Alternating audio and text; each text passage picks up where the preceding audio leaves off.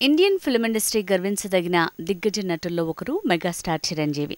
ఎలాంటి సినీ నేపథ్యం లేని కుటుంబం నుంచి వచ్చి వ్యవస్థగా ఎదిగిన మహానటుడు. ఎనర్జెటిక్ పర్ఫార్మెన్స్, ట్రెమెండస్ డాన్స్తో 4.5 దశాబ్దాలుగా సినీ ప్రియుల్ని అలరిస్తూనే ఉన్నాడు. అసంఖ్యాకమైన కళాకారులకు స్ఫూర్తి ప్రదాతగా నిలిచాడు చిరంజీవి.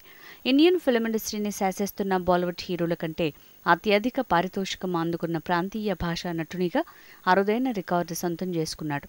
జాతీయ ఆంగ్ల పత్రికలు సైతం బిగ్గర్ దాన్ బచ్చన్ అని చిరంజీవి కీర్తిని శ్లాఘించారు.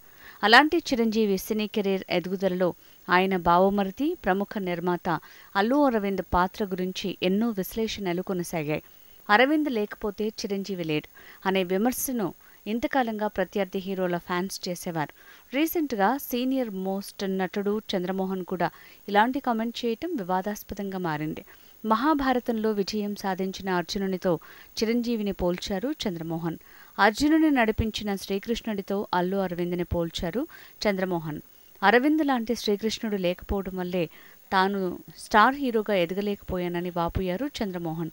చంద్రమోహన్ ఈర్ష్యతో మాట్లాడుతున్నారని ప్రతివిమర్శ చేస్తున్నారు చిరు ఫ్యాన్స్. అరవింద్ని మించిన బిగ్ షాట్స్ సినీ ఇండస్ట్రీలో ఉన్నారని, వాళ్ళెంత కృషి చేసినా మెగాస్టార్ లాంటి హీరోని అందించలేకపోయారని చెప్తున్నారు చిరు ఫ్యాన్స్.